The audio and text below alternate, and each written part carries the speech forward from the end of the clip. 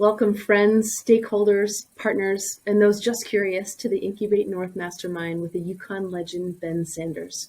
The Innovation Entrepreneurship Team scours our network to bring educational and inspirational opportunities like this to you. And conversations like this happen thanks to TD Bank Group's TD Ready commitment and the core funding that INE receives from Canor and the Yukon government's economic development teams. This story is absolutely unbelievable. So he was born and raised in Manitoba, a Waterloo engineer by education, a seasoned Silicon Valley entrepreneur, past techie with Canadarm, BlackBerry and CERN, co-founder of UConstruct, also a youth robotics instructor, past candidate for Member of Parliament, hackathon host, co-creator of Proof, launcher of balloons into space, and champion of innovation ecosystems. He's a husband, a new father, and this man lives off-grid in Yukon's wilderness. Ben has contributed to some of Canada's most advanced technologies, both at home and abroad. He's helped build 4 venture-based startups, including Proof, which most of you know has been recently acquired by Daylight. Today, we have a chance to learn a little bit more about Ben and his path, where he is today, and the future he sees.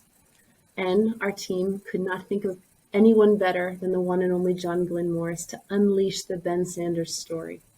John has a sixth sense for possibility inside every human. He somehow asked the right question to get the perfect piece of information that you never knew you absolutely needed to know. John and Ben, thank you so much for being a part of Incubate North and for colliding to bring this story to these guests and for both of your contributions to this innovation and entrepreneurial ecosystem our team wakes up to serve day in and day out. On to you guys.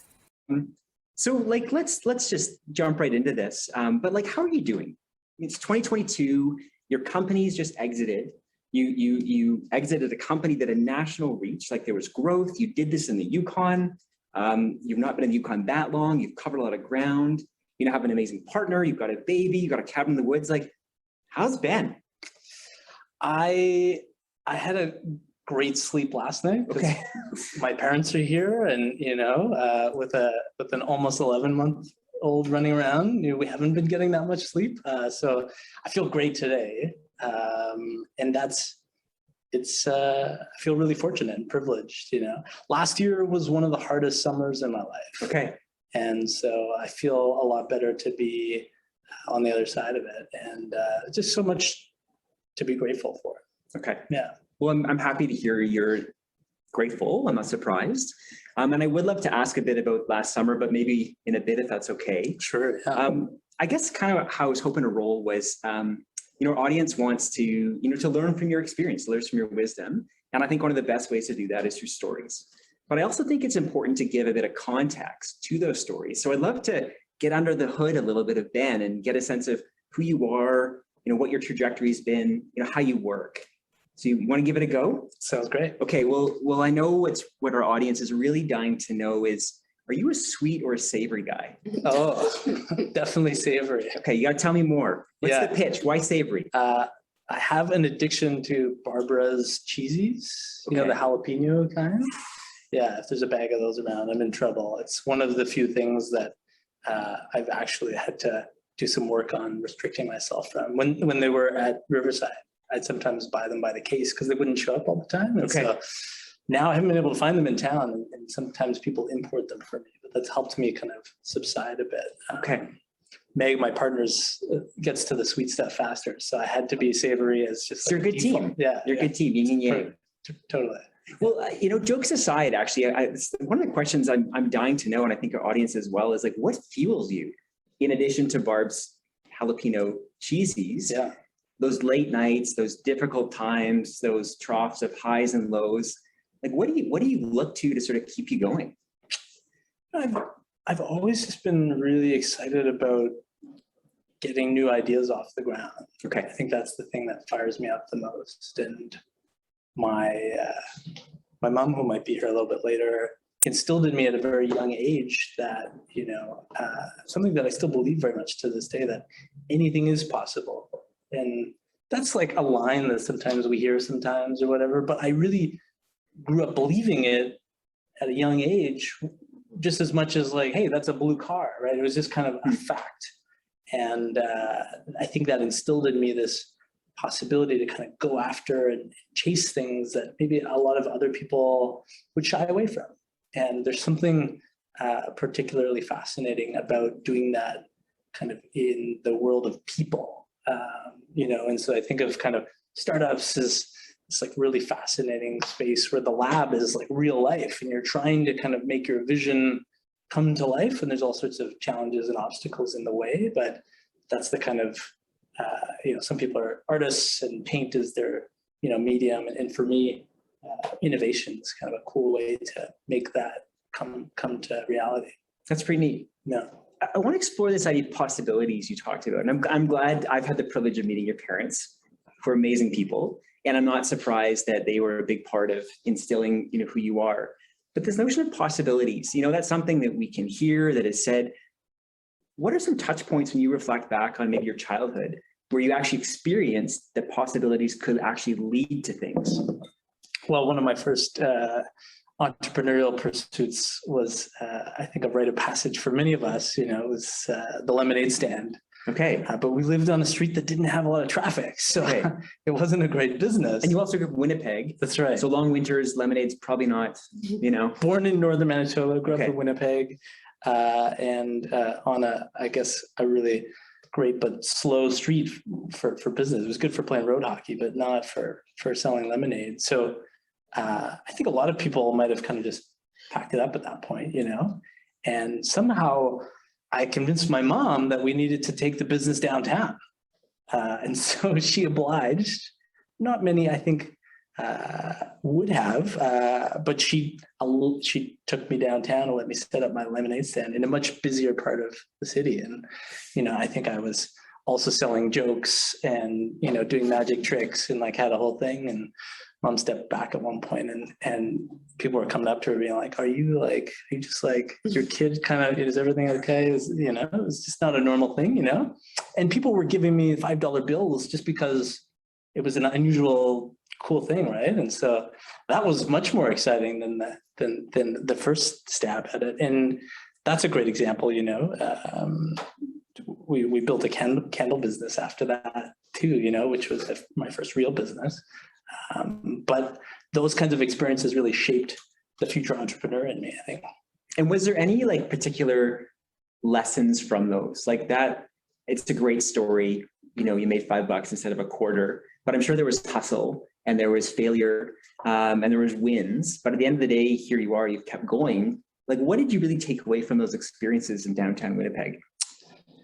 Yeah, I think so often parents don't do a good job of introducing the concept of economics in business early on, right? Okay. It's kind of like you just use all the free lemons and sugar that you already have. You don't have to budget it into cost. So like anything you take home is pure profit.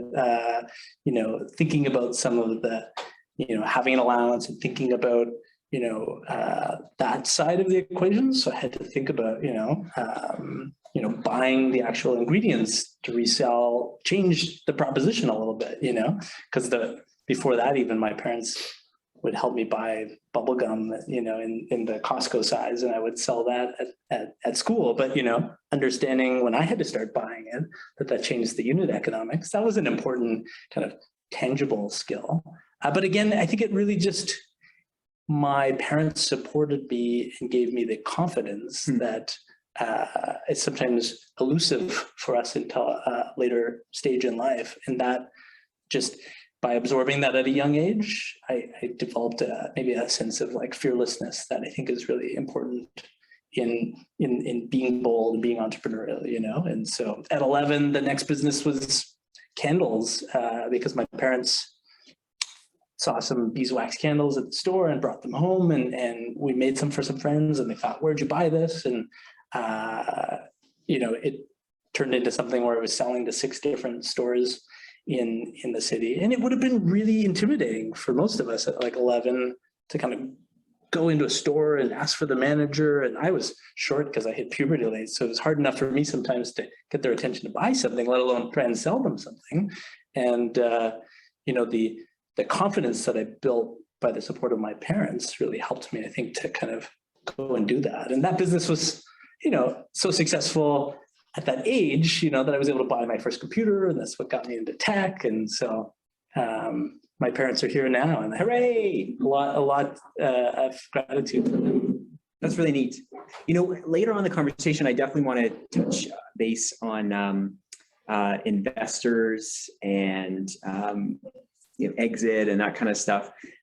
But part of your story that was interesting was it sounded like you needed to quickly learn about a relationship with money as a way to enable you to do things, which no doubt has carried through your life as an entrepreneur. And what is your relationship to sort of money, if I may, as a means to doing things, but recognizing that you got to make it to spend it, you got to spend it, what is your relationship to money in all this journey? Yeah, well, another story from my parents comes to mind. Had a big impact on me. My parents tried to instill in me a sense of saving early on. And when I was very young, 5 or younger, I think I got my first taste of an allowance, and that is an exhilarating experience for many of us, where we can kind of go out and buy something with our own control. My parents, even before that, used to give me like $1 when we go into a store, and I could choose something, right? But I had to do the whole transaction. I had to go and talk to the teller and do everything, right? And just even buying pizza over the phone for the first time when I was young was a really empowering experience that I think we gloss over and kind of don't give kids that opportunity to do. But when I was very young, my parents were trying to instill a sense of savings in me, and they said, for every $1 you put into the bank account, we'll match it, right? So here's your allowance. You can spend it on whatever you want, but if you save it, better, right? And so, for a little while, I was saving it, and they were happy. And then one day I announced that I wanted to take all the money out of the bank account. And they thought, okay, hey, maybe not the choice that they would make. So we wanted to save, but they said, what are you going to spend it on? I said, I'm not going to spend it on anything. I'm going to wait for 1 week and then put it back into the bank because you'll match it again. So they had to change that policy. But those were some of, I think, some important early building blocks. And I would say today, I'm fortunate that as a result, I didn't develop a spending kind of habit. And so my friends would call me thrifty, but I think that optionality of not using money and having it available for other things brings a sense of freedom that money can't buy in a way. And that's more valuable to me than a shiny new car or something, Right. People always give me a hard time that, I'm sometimes driving one of the crappiest old trucks in town or something, but it's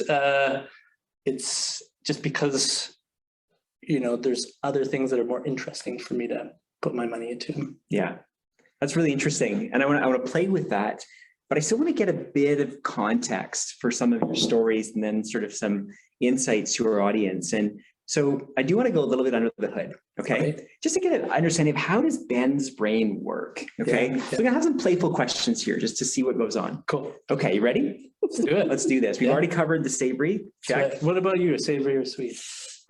I'm the same as you. Okay. Yeah, savory. Okay. Good. Yeah, same so we're feeling the love here. This is gonna be okay. As long as you don't touch my barber. Well, there we go. Okay, no work to do. So you work in tech.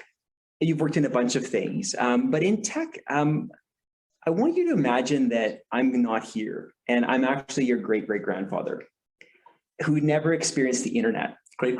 You got the hair for it. Sorry. I like him already. But I want you to imagine that you're having conversations with your great-great-grandfather who has no idea what the internet is. And he says, Ben, what is that? How would you explain the internet to him?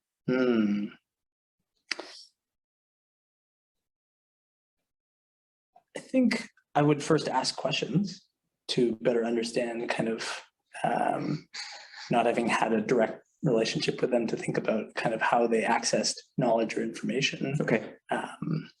In that era, maybe it would have been through a library, maybe it would have been at the local barber shop or something like that, and so I would have tried to contextualize an experience that he had already and just kind of multiply it, right? Right. So if, you're able to talk to everyone at the town square or at the barber shop, right? And that's where people connect and share ideas and do things, imagine if you could kind of simultaneously access all of those around the world or something to that effect, right?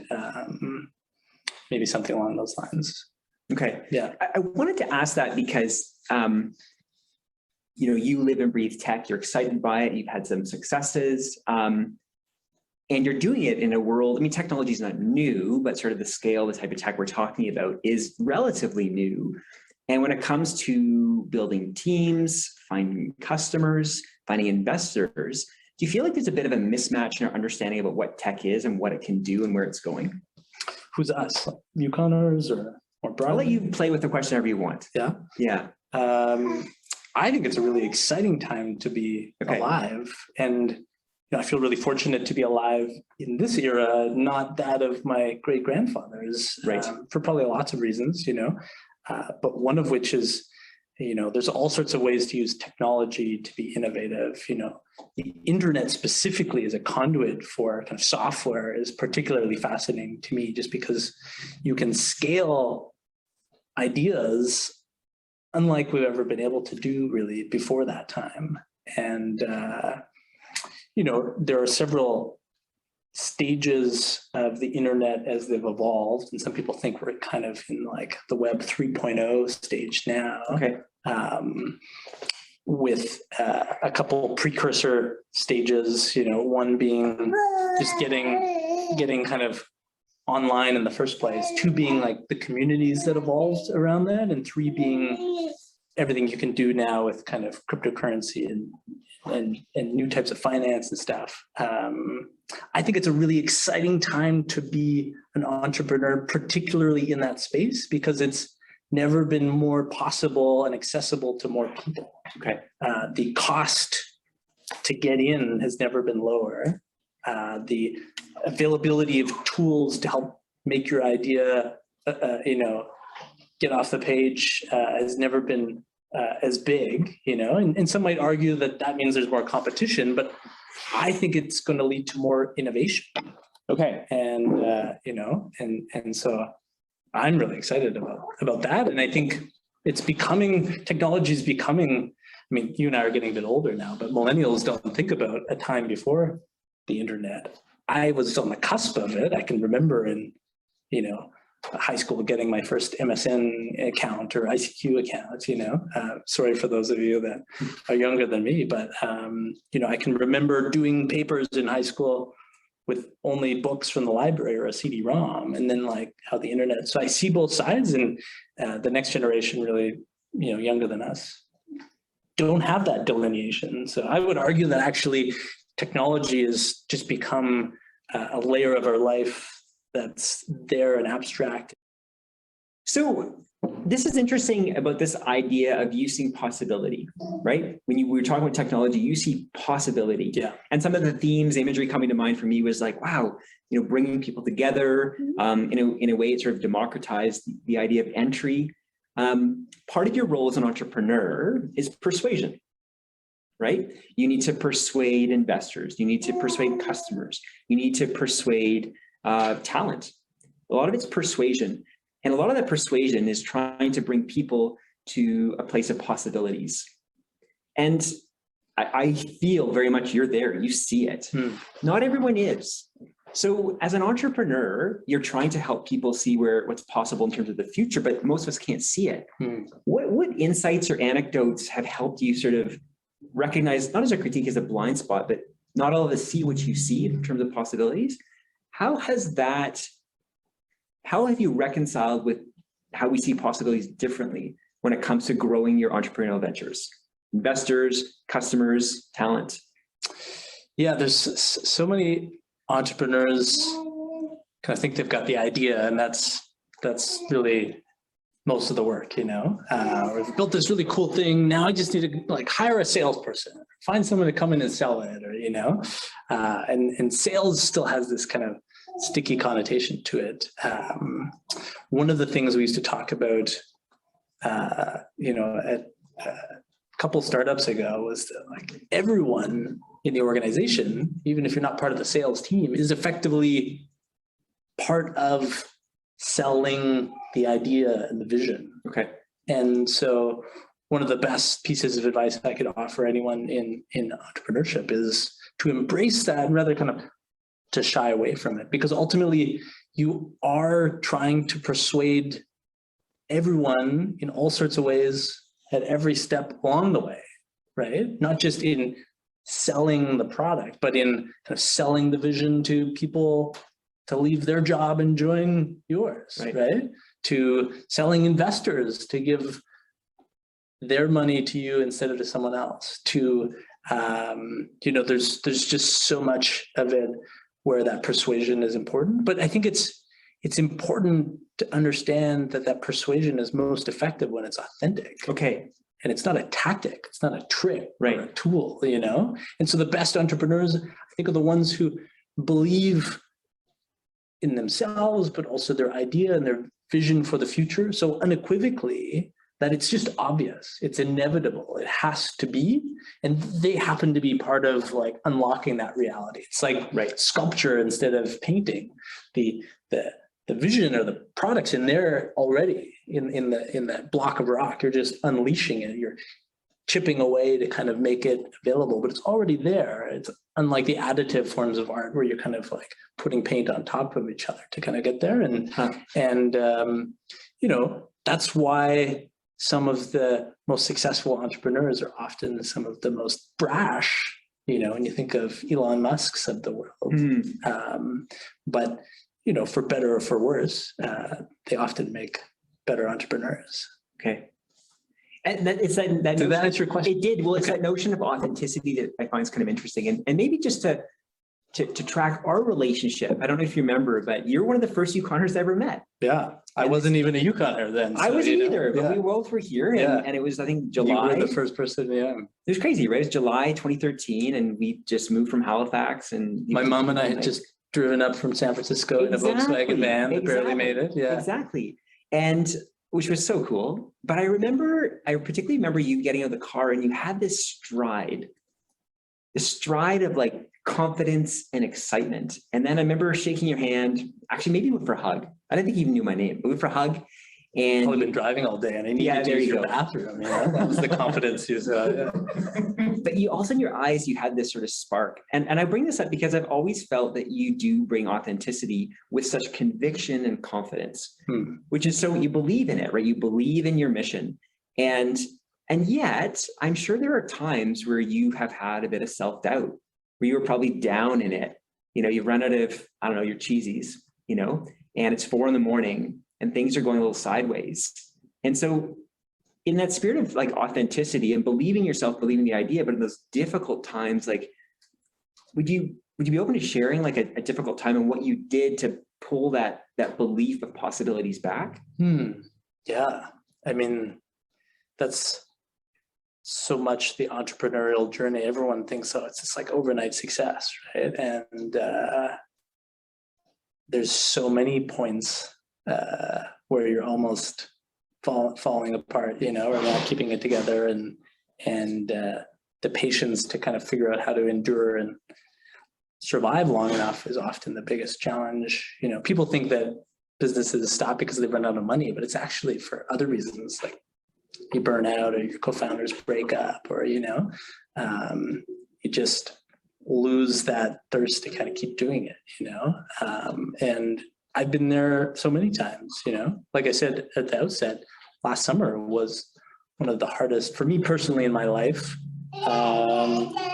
Theo knows about it. That's my kid who's here, and it wasn't hard because of him, for example. He's a great kid, but I went through a lot of change, probably too much change too quickly all at once last summer, and, became a dad, moved to an off-grid property, and my business really hit some like immovable forces that after a lot of time were particularly straining. And maybe I could have tackled any one of those things on their own, but all three altogether was like a perfect storm.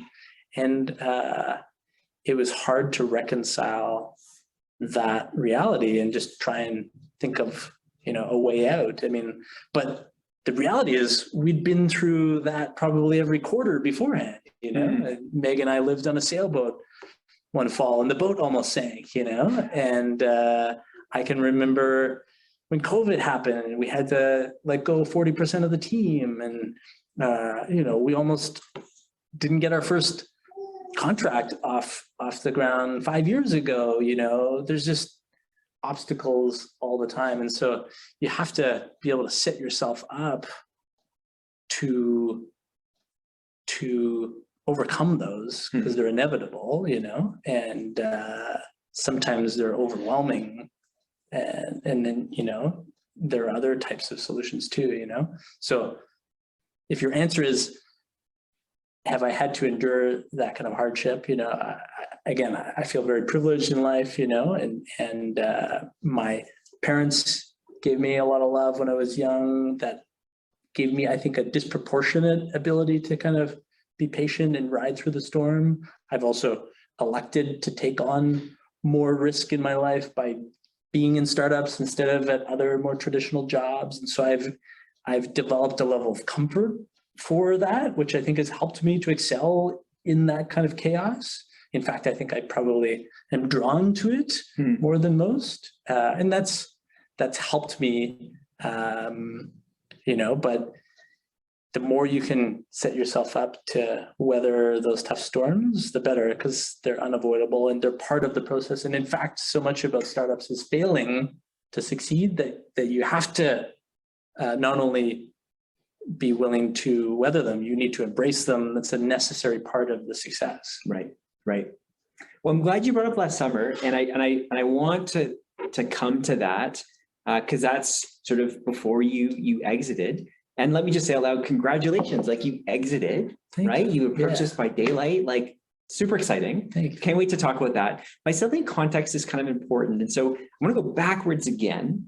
And I'm just gonna, from memory, like you besides the lemonade and candle story, you were a page in Parliament, right? You worked on Canada Arm, you worked on CERN, you were at Waterloo in engineering, you worked for Presto, which was making sort of tablets and like Applebee's, I think, like pretty ahead of its time, right? Yeah. That was my first big startup. Right? So that was in California? Yeah. Okay. And then Clear Bank, which became Clearco. Yeah. That was number 2. Talk about that. Yeah. And then you left it, sort of Proof, and then Exit. And so particularly when you look at like the big picture of all your entrepreneurial journeys, like, or chapters, if you were to write a book right now about Ben's entrepreneurial journey, what would the title be? Ooh, that's a good question.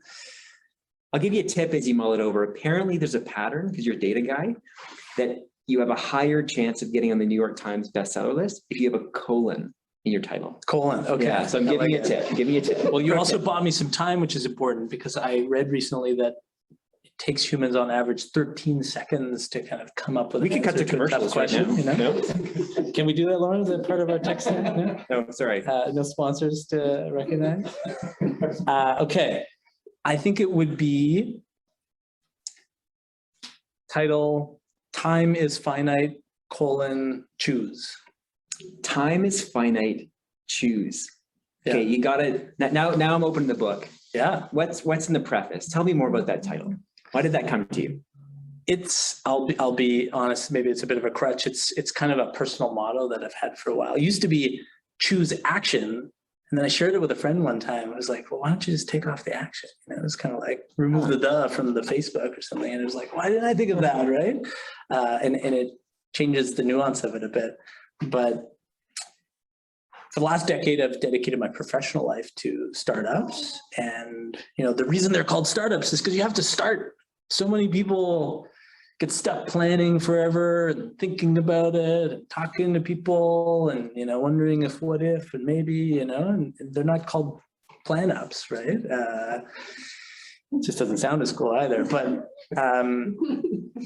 as an entrepreneur, you have to make so many choices all the time, constantly making choices. They're not perfect, but you have to choose. You have to just get over that hump.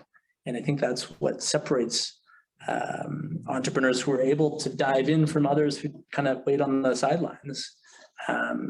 We've all heard all these successful stories of companies. My first 2 have done really well. The Proof in government was tough. It was harder. You kind of knew that going in, but I can remember with Presto going down to California for the first time and you know, meeting Steve Jobs and Mark Zuckerberg and kind of being in it and just thinking like, wow, you know, these titans who today we kind of gloss over the fact that it wasn't an overnight success. You know, I think you get there by making a lot of these choices and recognizing that you don't have infinite money, you don't have, you know, your team forever. Things are going to constantly change, and so that's the recipe for success, I think. You know, if I think about the professional life for me, you know, there's lots of times where, you know, I'm not always the only one in control, as Theo knows, and, you know, so that motto doesn't apply to every part of my life, but certainly professionally and in the startup chapter in a big way. That I'm intrigued. Thanks by for that. the tip on the colon. You got that. I'm intrigued by that notion of it's not plan up, it's startup, which means you have to make decisions all the time. And it's probably, I'm going to go on a leap here, I'm not a psychologist, but it's probably easier to not do something, to sort of stasis, right? Inertia is a thing. There you go. It's a law of physics. So in those moments, in those micro moments where you're making decisions, is there a feeling that you pay attention to that nudges you over to breaking that inertia? I mean, it's probably so normal to you now, but for sort of some advice or insights to the entrepreneur, like, is there a feeling to recognize to break that inertia? There's an important nuance that you're picking up on there, John, which is it's one thing to not do something because you're deferring the choice. Okay. Right? We do that all the time. I do too, you know, procrastination. It's another to choose not to do something and to make that choice definitively and move on.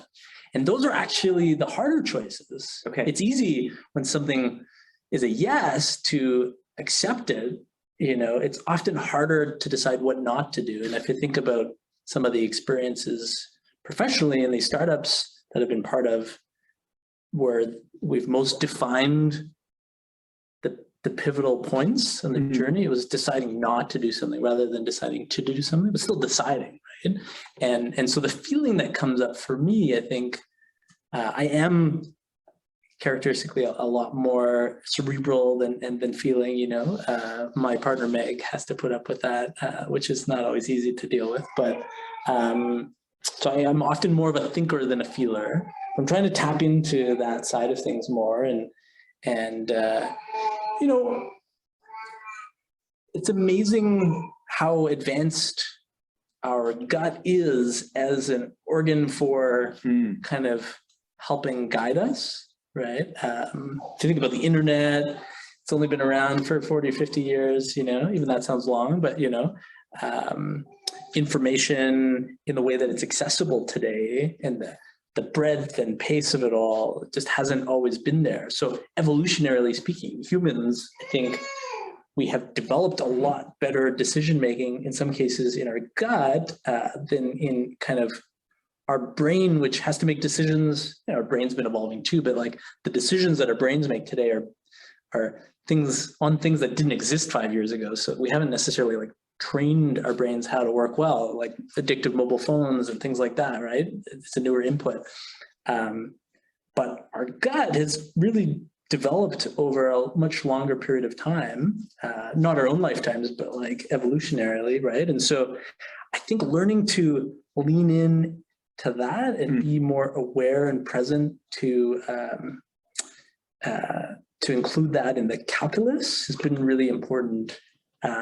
And it's hard to do, hard for me because I'm much more leading with my brain, but often we kind of know we don't want to admit it, or we're worried about the outcome, or there's all sorts of like brain that gets in the way. But often if you can find a way to really just like know what you want or what you think is right, it's not always perfect, but that's a good way to go. So the challenge is maybe trying to figure out how to tap into that part of yourself. And I'm still working on it. Well, let me explore a bit of a tension, a bit of a hypothesis here. So go with your gut, right? There's something there, right? Millions of years of evolution. Yeah. And I'm talking to someone who is deeply in bed with tech, which involves data and analytics. So is there a tension between go with your gut and what does the data say? Yeah, good point. Good point. I mean, I spent the last 5 years building a platform for governments to ideally use data to make better evidence-based decisions, right? So thanks for calling me out on that, John. You know, I think you know, there's two sides to it.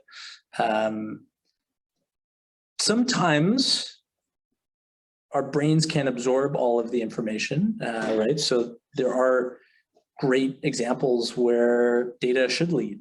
And in fact, in the tech world, the startup space that I play on, a lot of times you don't have the data for your gut to make a decision, right? You know, should this button be blue or red on the website? Which one's going to lead to more people clicking on it, more conversions on your sales, et cetera, et cetera. In that sense, you can use your gut to have a hypothesis, you know, or you can use data by trying both and splitting your audience in half and seeing which one performs better.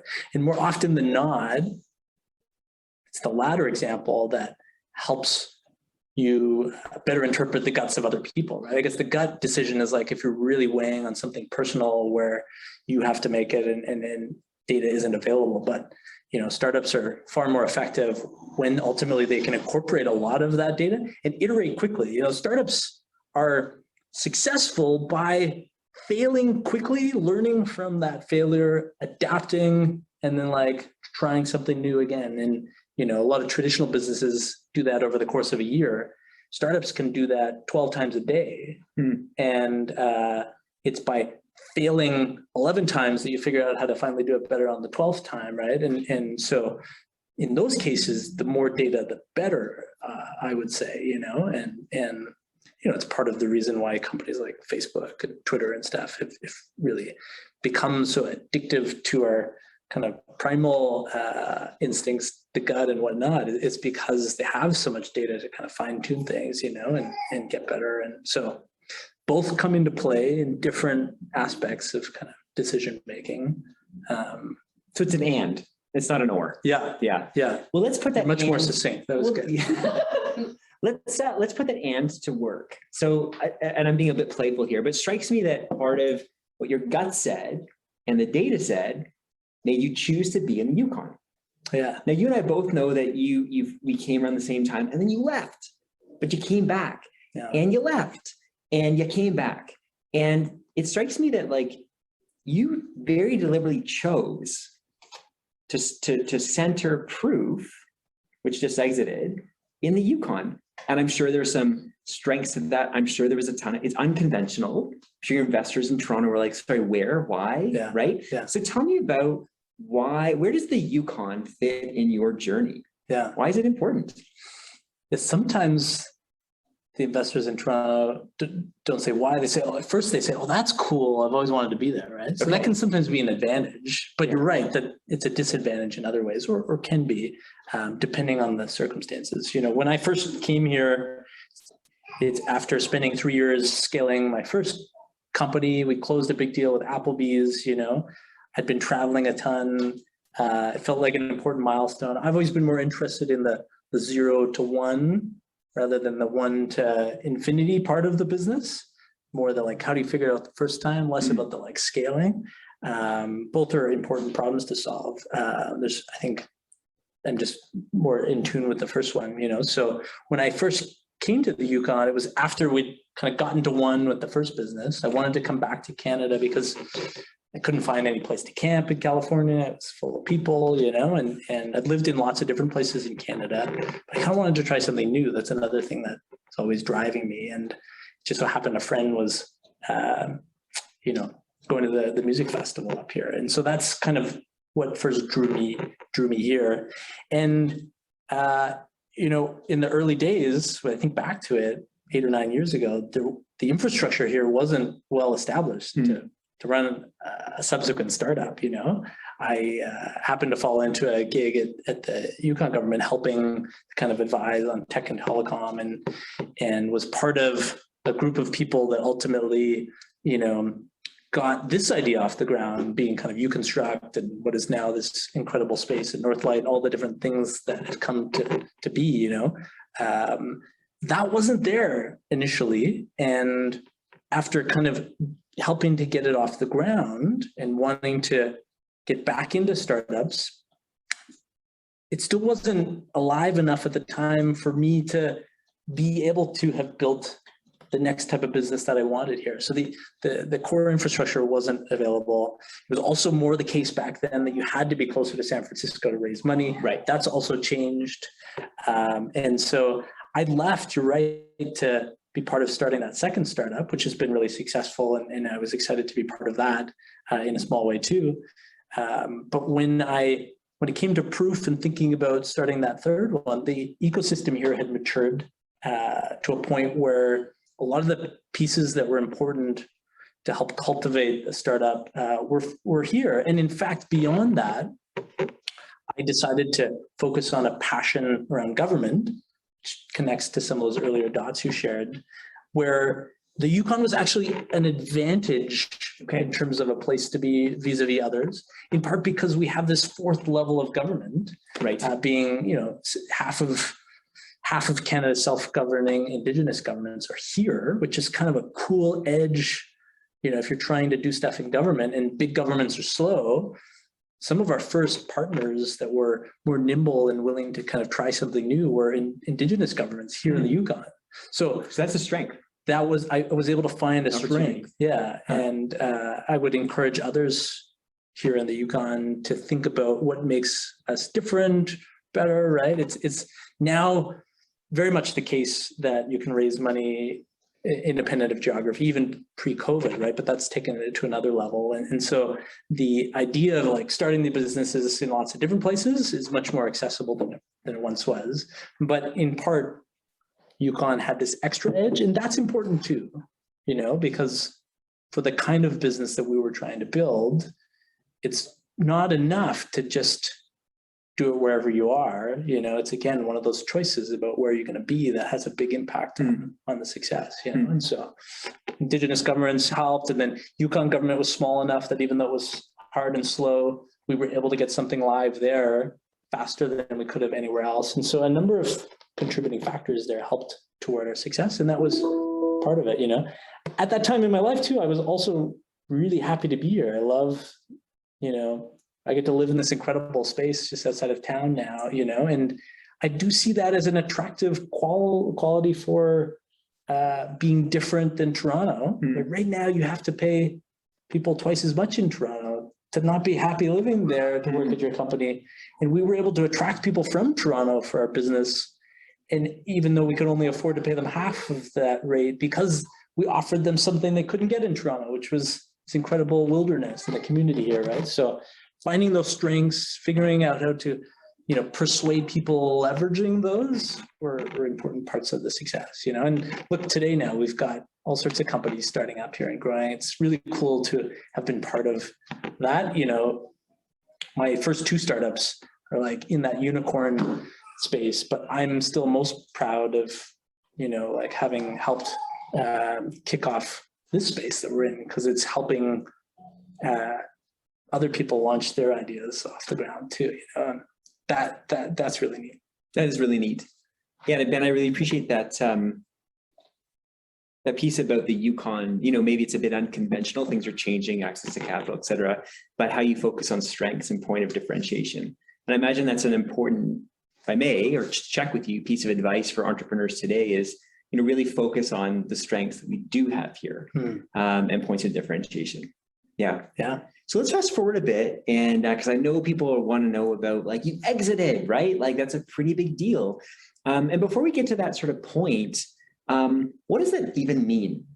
What does the exit mean? And is that something every entrepreneur should seek or not? Tell me a little bit about that. Yeah. So most businesses fail. Okay. That's just a fact. Yeah. And particularly so, I would say, most business ideas, I guess, fail. And startups they contribute a lot to that ratio, that percentage, because they're often, maybe riskier or different from a traditional kind of business where it's like, hey, we can do the market plan on another bakery in town, and would it fit? There's a easier chance to, the risk involved in that is sometimes different, right? Startups are often pushing the envelope on a new technology or a new way of doing something that's never existed. It's inherently riskier, less likely to succeed. And typically at each milestone investment round, only kind of 10% of that cohort makes it to the next one. So, we all see on the magazines the companies that have made it through all of those stages, but we don't always realize how many don't, right? And I guess that's the point of the term unicorn. They're rare. Yeah, super rare, Yeah. or in Canada, some people call them narwhals. So the exit becomes, what happens to the business at the end, an exit usually is a more favorable outcome than just like calling it quits, bankruptcy, or like we're out, we're done, we're shuttering, that is a form of exit in a sense, but it's not not the one that we think of when we use that phrase, So typically an exit is you've, IPO'd, initial public offering, like your company's made it through all of the stages, so that you're actually now kind of offering a piece to the public, right? And that can be a form of exit, even though the business keeps going. It's often the like ultimate exit that people hope for, but it's not possible when you think of 10% on 10% on 10% on 10%. There's really a small number that make it to that point. So a lot of other exits happen in terms of acquisitions, which is what ours was, where, strategically, it might make sense to be part of a bigger company or a bigger team, or, if you're trying to achieve a particular vision. And sometimes, investors don't want you to chase an early exit unless it's really successful, like really profitable, because usually the returns aren't as strong there and that type of thing. It's not always the case, but, I think there's a non-linearity around entrepreneurship that's important not to lose sight of. And I think I was stuck in a bit of a bubble for a while with Proof, where we were just like trying to grind our way through government, and it was hard and slow. And, we maybe weren't thinking enough about other ways to solve the problem. Some of those ideas we considered last year were, we were thinking about buying another company. Okay. Right. We didn't, it was going to cost $5 million. We didn't have that in the bank account, but we could have gone out with a strategy to investors to find that capital to buy a company that solved a problem that we were struggling with, which was like not breaking through the government procurement barrier enough, right? There was a company that was kind of building what we built, but they started 20 years earlier. Their tech sucked, but they had all these contracts already. Okay. And that was the thing in government that we were unable to like do faster. And so that could have been a possible exit for them to us instead of us to a different company, which is what we ended up doing, and that's, so I'm just pointing that out there to say that, I would encourage people to not be constrained by, how much money is in your bank or other constraints, that there are other ways to try and kind of like snakes and ladders, jump around the board a bit faster, right? And instead, what we did is we saw a path to join another company that we thought would be even more advantageous for helping us achieve the original vision. Our vision was, helping governments especially cut through red tape, be more efficient using technology to ultimately make better policy decisions. And, in the fall, for a whole bunch of factors, including, becoming a new dad and this tough time in my life where we were hitting some blocks with our business, there were a number of groups that expressed an interest in buying us in different ways, so different forms of exits. Some of our investors wanted us to keep going. Okay. And so it wasn't your choice alone. There's a path there where we probably could have continued on our own to be successful in a different way. We weren't out of money. We had lots of money. Actually, we were still pretty capital efficient. So the calculus really became, hey, 5 years in, what's the best way to speed this up? And sometimes just trucking along on your own isn't the best way.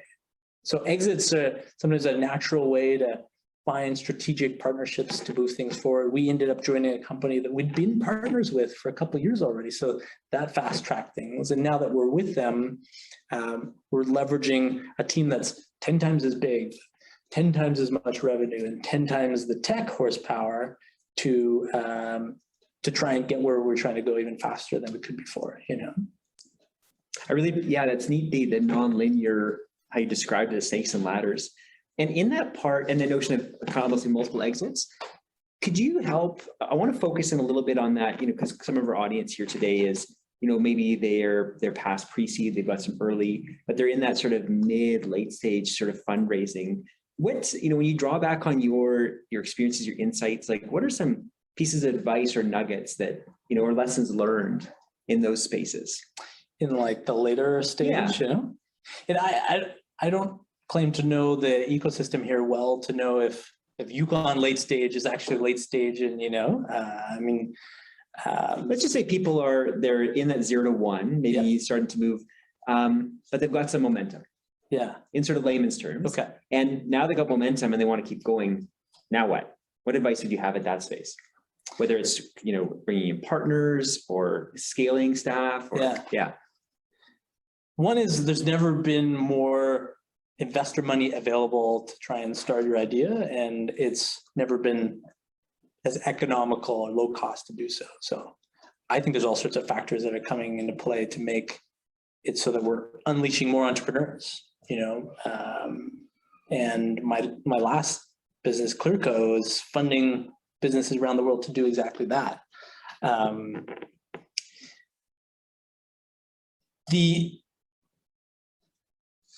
The thing that I think is important to think about when you're raising money ultimately is you need to be chasing a big enough problem. And I think there's an inclination in the Yukon in particular, we're in our own little bubble to try and build something that's, you know, good here, but we skip the thought about like, well, what if someone in Quebec's already doing it, or, you know, how big could it be? And I'm not saying every idea has to be a takeover kind of idea, but that's where you're going to unleash the most amount of support in investors and like people who want to move up here, leave their life behind to join you, right? Like, so sometimes the best thing you can do to increase your chances of success is actually to pick the hardest thing out there, because that's going to draw the magnets that you need to be successful in your business, right? It's part of why Elon Musk has been so successful, because he's doing such outlandish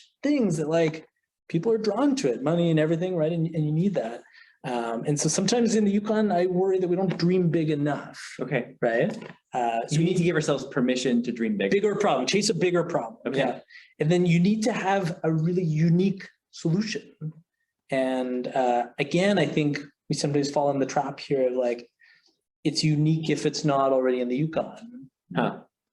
But it's not really unique if it's in a lot of other places, right? And so businesses here might, you know, scale to do well regionally. And if that's your goal, great. I'm not saying it has to be more than that. But, you know, often in the like tech software kind of world that I'm in, you know, you have to be chasing a bigger problem. That means you need to have more of a unique solution to solve it.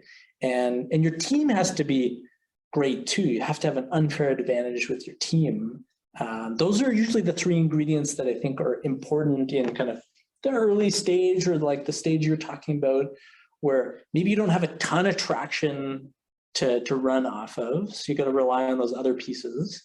But if you do have traction, if you're starting to get to that point, then actually that's better than the other stuff. That trumps. And so the faster you can get to traction, by traction, I mean, you know, you've got customers using your thing. That's better than just having a cool prototype.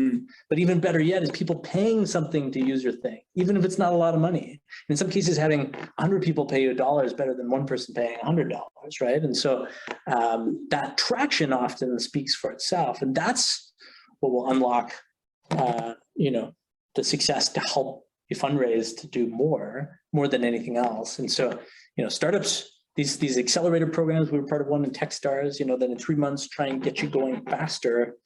They really focus you on trying to do that, you know, because if you can do the same thing in 15 months, just more space for competitors to come in, you know, there's all sorts of challenges. Maybe you fool yourself into thinking that you really had a great idea and you stretch it out over a long period of time only to find out it didn't work. What if you could have done 5 ideas in that same period for 3-month chunks. One of them might have been more successful than others, In some sense, Proof fell into a little bit of that trap of kind of just like accepting that government was slow and kind of trying to work within that constraint. We had some ideas about trying to actually break through that, but that's probably another talk. So that traction is super critical, and that will trump, anything else to kind of move you forward. But you can't get it in a meaningful way unless you got the right foundation before it, right? Right. So like a little bit of traction in the Yukon doesn't work if it won't convert elsewhere because you haven't thought of a big enough idea or a unique enough solution or have the right team or, I like that permission to think big. So then we've just another minute, and I first want to express some gratitude, then I'm going to leave with one question. So like on behalf of Innovation Entrepreneurship, Incubate North, thank you so much for sharing your story. Thank you for being you've even got the t-shirt, like a big promoter and supporter of the Yukon ecosystem. Yeah. It's been fantastic. And I guess I want to sort of lead, thinking about our audience, Incubate North. What is maybe your best advice? And I know there's a million ways you could skin that depending on who's asking, but being an entrepreneur today in the Yukon, what's your best advice? I already know it's savory over sweet. You've got that covered. Okay. But besides that, like just short and sweet, what's your best advice? And then we'll close. Cool. I think I saw a job posting recently at the city of Whitehorse that was over $150,000, Great that we can offer that kind of salary. We're predominantly a government town, but it does a disservice, I think, ultimately to encourage more people to choose not to do that and to start a business instead, right? Government's really good at giving out lots of grants and money to support things, but we still have a fledgling kind of investor community here, and government spends money differently than investors, right? They make you fill out all these reports, and that can be, so as much as government was helpful in so many ways in getting us off the ground, what government could be doing better is actually buying technology from companies, being their first customer, like we eventually got to, but it was really hard, right? That would have more impact than them giving out another handout or something, because the value of having a reference customer, you can leverage that into figuring out your problem, iterating, getting investors, traction, all that kind of thing, a lot better than having a bit of money to not be as worried and to kind of wait longer to find out that you didn't have the right idea. It can actually be the wrong thing. So, government could be helping the ecosystem differently is one. Okay. 2 is, I think, for all the great success of local upstarts here, there's some really cool stuff happening. I think we could be leveraging our key unique element of the Yukon by attracting more entrepreneurs who are a little bit further along here, instead of trying to start exclusively kind of businesses from scratch. What if we could go and bring entrepreneurs that were already kind of had a bit of traction and bring them here to help them get to the next level? I think that would be a really fascinating idea. I've put together some thoughts if people want to check into that at the Code Rush, Yukon Code Rush. So, in many respects, it's easier if you think about gardening. We're getting to spring, to go and buy a bunch of plants that are already kind of, beyond seedlings and fast track your garden that way, instead of trying to just like put seeds in and hope that works, right? That's kind of the methodology. So balancing some strategies there. We already do this for mining and tourism. We do a ton to attract those people here, Tourists come for 1 week and they buy 1 loaf of bread at the local bakery. But if you attract an entrepreneur here that is already making money, they're not going to steal it from the local finite amount, right? They might bring a team, they might bring more, and they'll buy a loaf of bread every week, right? So there's economic benefits to doing that. The third thing that I would close with, if you're looking for just kind of general thoughts or advice, is I'd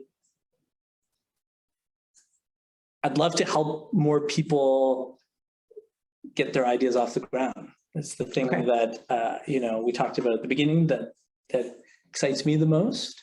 And I've been really heads down building proof for the last 5 years, because it took everything from me to get it to where it needed to go, and I haven't been as available to help others as maybe I would have liked to. And so I've made some changes in my life now to try and free up a bit more time to help. And one of the things that I'm starting to do is, more investing as well. And that's not necessarily going to happen locally just because I'm local, but I would love to help some businesses here, get to that stage where they are as attractive an investment as, a business in Montreal or Toronto or San Francisco, because I love the Yukon and I'd love to see more success here. And I feel really privileged to have been part of building some of the early pieces to get there. Yukon Strack, like now that we've had one exit, let's have more, and it's going to take a whole team of people to make that happen. But, I'm looking to help in a new way there. So.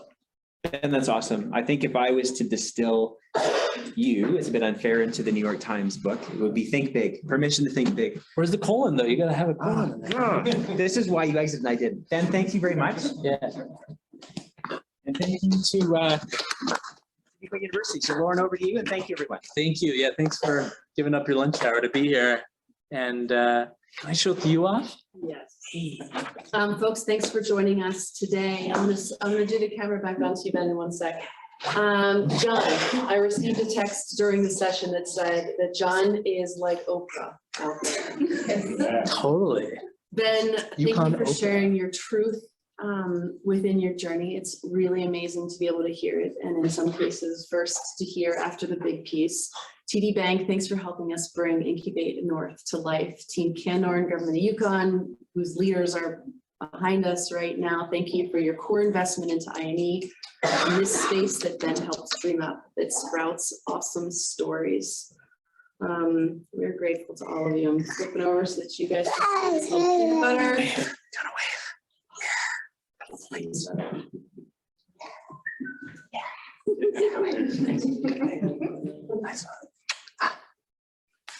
Thanks everybody for being part of what we do, and have a great rest of your Friday.